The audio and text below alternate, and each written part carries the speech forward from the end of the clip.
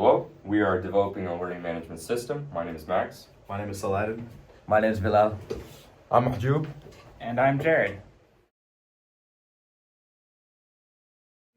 So a learning management system is basically a tool that can help facilitate information, namely educational information, between students and educators. So some examples you might have seen of this are Google Classroom, Canvas, popular here, Moodle. Basically anything that can help students take in information and teachers put out information efficiently. So the first part of the design process is the question, how can we increase efficiency and basically make our product better? As you can see, it's the first part of the engineering design cycle. And when you ask, there's two parts. Is there a widespread need for a new service, or is there a widespread need for an improved service? So obviously we went with the improved service because LMSs already exist. And we asked, of current LMSs, what are the pros and cons? And we took the pros, kept that, and tried to fix the cons. What is the main issue you want to solve? Main issue is basically going to be your main selling product. The main issue you solve is the main selling product. And why is there a need for an alternative besides a better solution? Basically, why does your product exist right now? And so to the Imagine, we want to make something that's very simple and very digestible for both the students and educators. And we want to add things like educational game areas for the students so they can feel stimulated, direct messaging so that they can have an actual dedicated place to talk about school-related tasks with their peers and instructors, to do notifications so that they can always stay on top of things inside of the system. And we want to keep everything, again, very simple. We're just taking inspiration from existing designs and implementing it into a much more streamlined way. The plan. So we use the Figma software to create our design, and we tried to focus on the design and not the code itself, because that is the most important feature in the LMS here.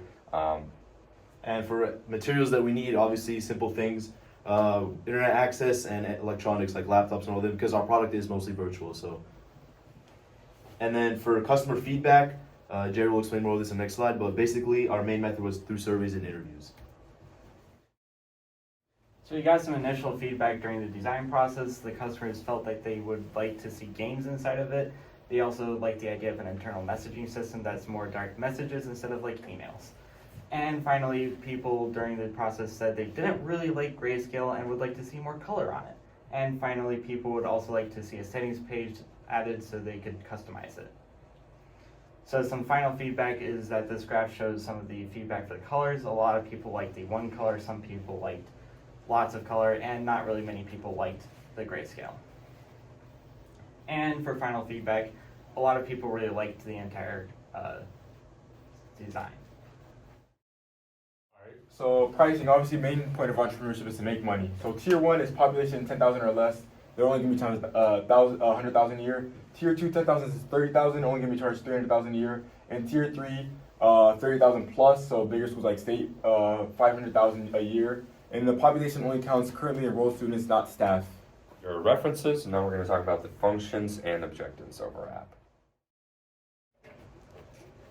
And now we're going to talk about the functions of our app, which we call the Quintilian Academy. Well, first, this is some stuff we added based on customer feedback. This is lots of color, single color, and grayscale. And so we focused on designing the main pages here, so I'll just briefly run through that. We have the student homepage, the instructor homepage, some differences there with the roster. Then we have the course page. For the student, they're going to have options for reviewing topics, assignments, going through lectures, practice, and then some quizzes. For the instructor side, they're going to have the metrics, so they know how much they have to do progress, lectures. They also have the same options to diverge in the course. Now we have, this is a cool addition, we didn't have to include that, but the notes allows the students to organize, add folders, and use this infinite canvas. It's similar to the Apple Scribble app that recently came out. Essentially, they can fit everything they want in a single whiteboard. And this is the gradebook for the instructor. They have all the most important information, including the latest messages from the students, so the instructor can get back to them.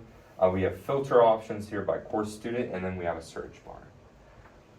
And the message is also super important. We wanted a way for students to communicate with the instructor more easily and have conversations with their fellow students as well through messages instead of email, like Canvas does and Google Classroom does. And then the files and file management system, so you can easily integrate with other assignments.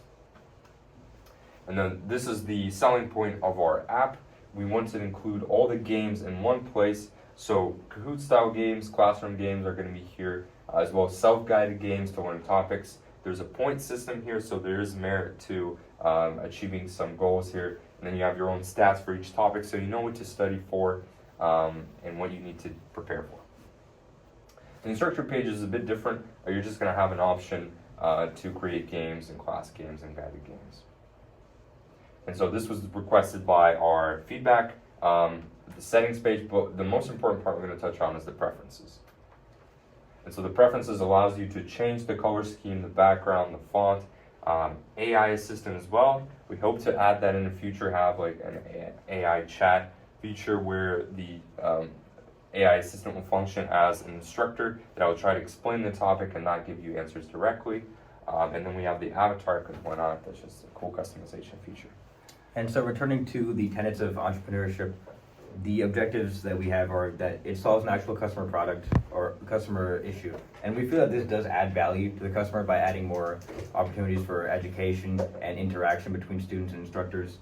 It's been developed with continuous customer feedback, as we saw previously in this other slides. We have our preferences that we added later on. And we feel that, again, from the last slides, that the price point that we are selling this at compared to other management systems such as Blackboard, given what we're presenting to them that other systems don't have, this is a very fair price point. So obviously our FED project wasn't smooth sailing. We ran into an issue of not having enough user feedback because we really didn't plan for it. And then also we had an initial issue of all of us agreeing on a product that we could all work on and enjoy.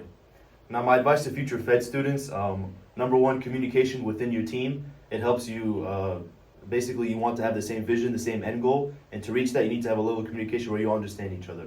Other than communication, I would stress timing. Make sure you complete all your parts on time. Don't procrastinate. It may seem like a long project, but certain components take longer than they actually do.